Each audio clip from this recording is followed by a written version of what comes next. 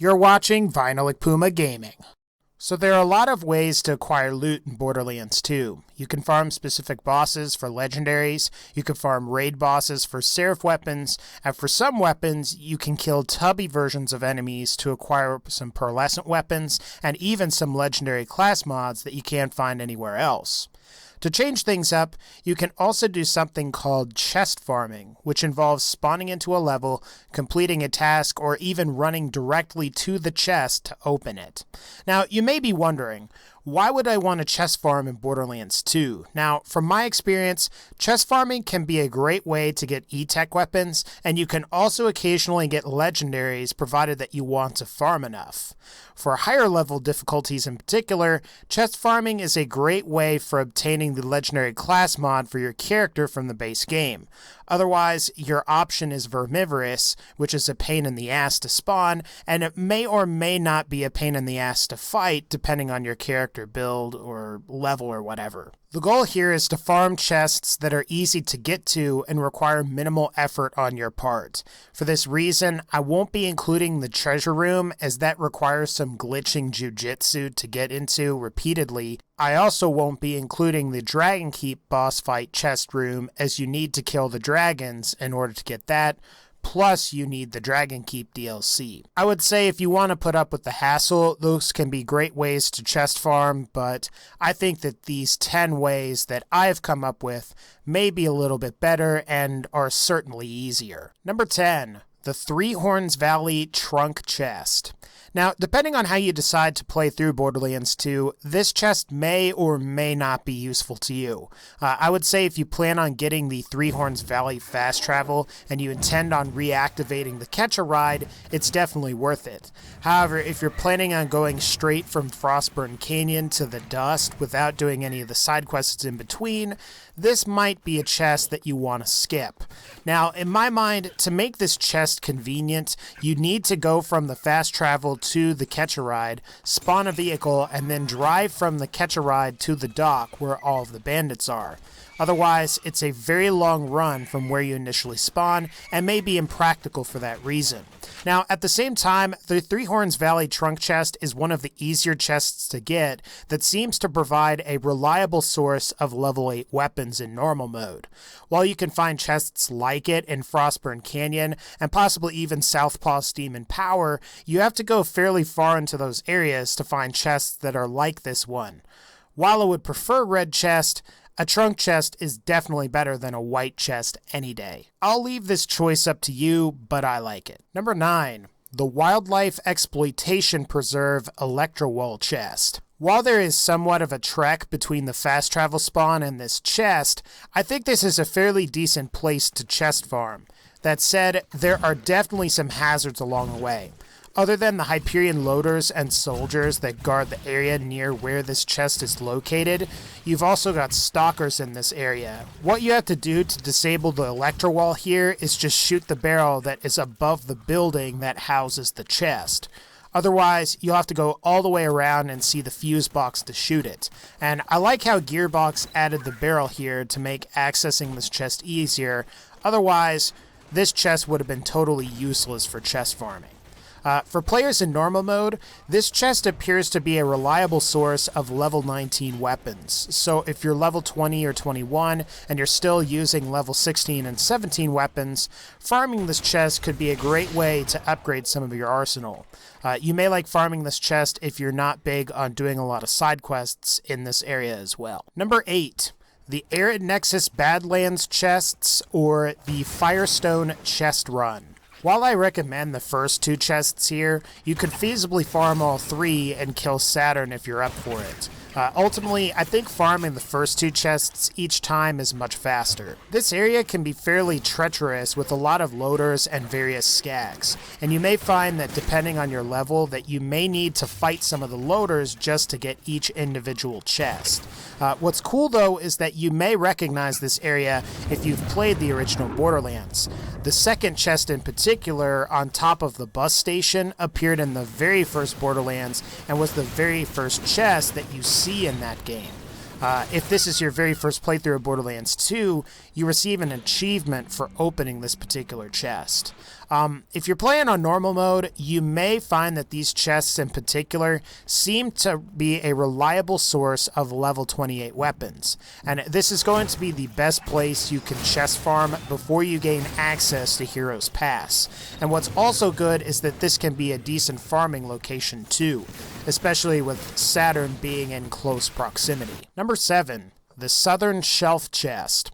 So regardless of your playthrough, the Southern Shelf Chest is the first chest that you will be able to farm until you unlock various other areas in the game. While you may have to contend with some bandits, bullymongs, and racks on your way to this chest, it is for the most part just a straight run from the fast travel in Southern Shelf to this chest. While I would certainly like this chest to be closer to the player than it currently is, the fact that you can get to a red chest this early on in the game is really nice, especially since most of the other red chests in this area require you to fight or run through countless hordes of enemies just to get them. What I like about this chest is that it appears to be a reliable source of level 3 weapons in normal mode. So if you've just started playing the game, you can come here and pick up a couple green rarity weapons for free, and this beats the alternative of having to actually pay for white weapons from the Marcus Munitions vending machines in the area. For extremely low level characters, this is a great chest. You may find it's less practical for higher level characters, but even still, I recommend it. Number 6. The Tundra Express Developer Chest. Now, this is a chest that is located on the very edge of Tundra Express. When you get to the cliff, you can simply just jump off, and you'll find that the chest is just here. While you may have to avoid some Varkids on your way, I think that we can agree that Varkids aren't too dangerous for you to handle. Just like the Southern Shelf Chest, this is mostly just a straight shot from the fast travel.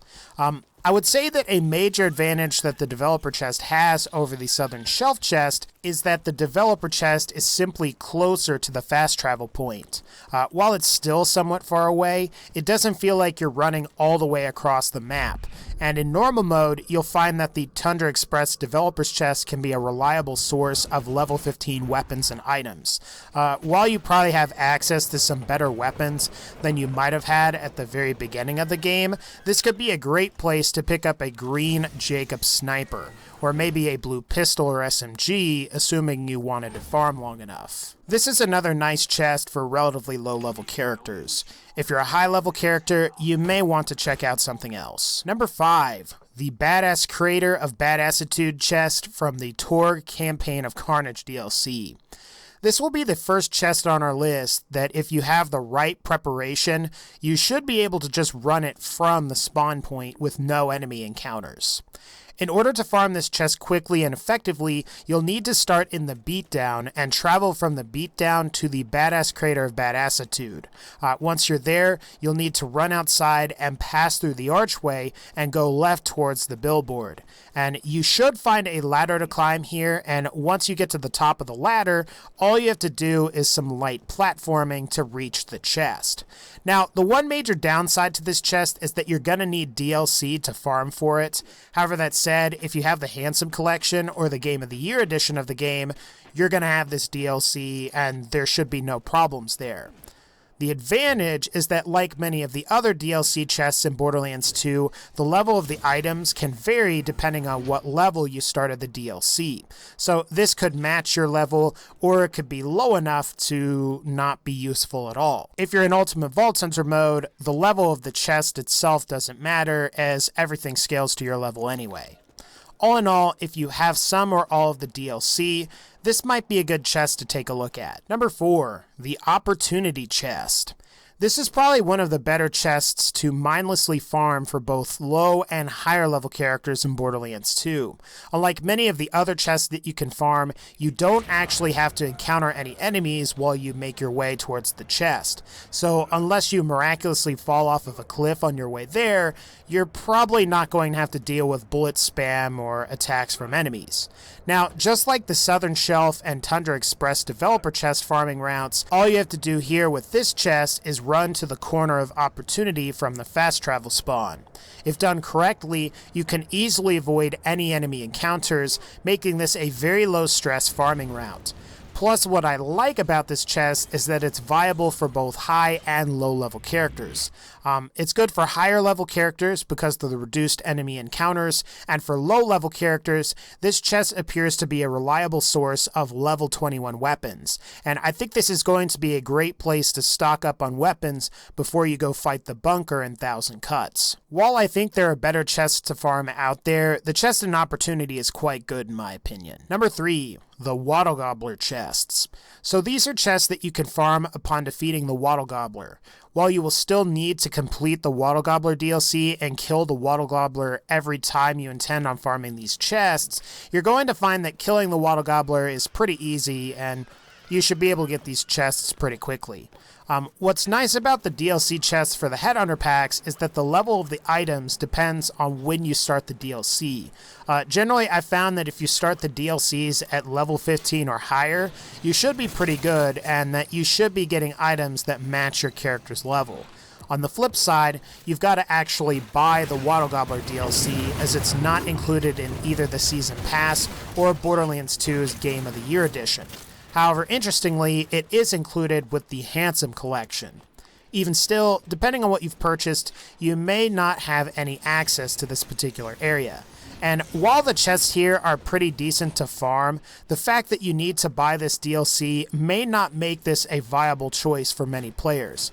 That said, if you find that you like Borderlands 2 and you decide to pick up all of its DLC, I think farming the Waddle Gobbler chests can be pretty fun. Number 2, the Hero's Pass Last Chest.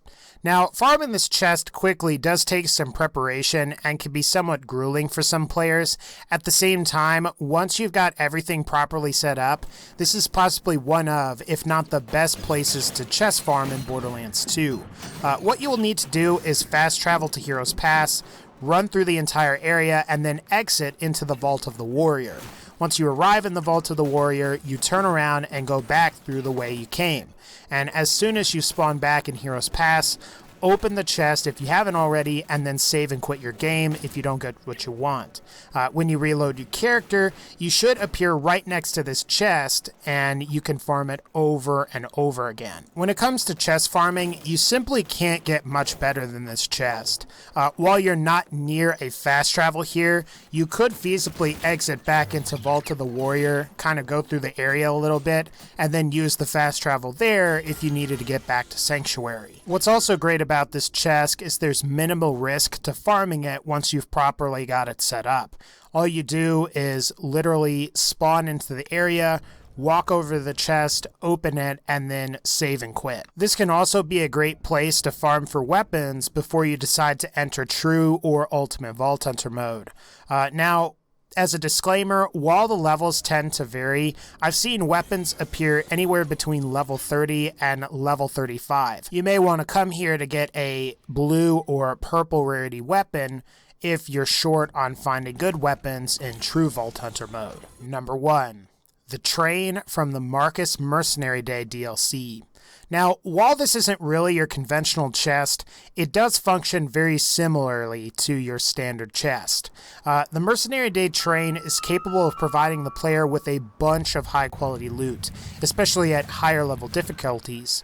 I don't think I can go through at least 10 openings of the Mercenary Day chest without encountering at least one legendary on Overpowered 8 difficulty. The one sad thing, though, is that you will need to buy the Marcus Mercenary Day Headhunter pack in order to even access this chest, which, if you don't have the Handsome collection, you're just going to have to buy that separately from the Game of the Year edition. Otherwise, all you have to do to open this thing is play through the DLC and kill the Snowman boss. Sort of like the Waddle Gobbler DLC, this boss is a complete pushover, and you shouldn't have any problems beating him. I would say of all of the Headhunter packs, Mercenary Day is probably the best just for this unique chest farm. Alright guys, I think that's going to pretty much wrap up this particular video. If you like this video, please be sure to leave a like, and as always, take care, and I'll see y'all next time.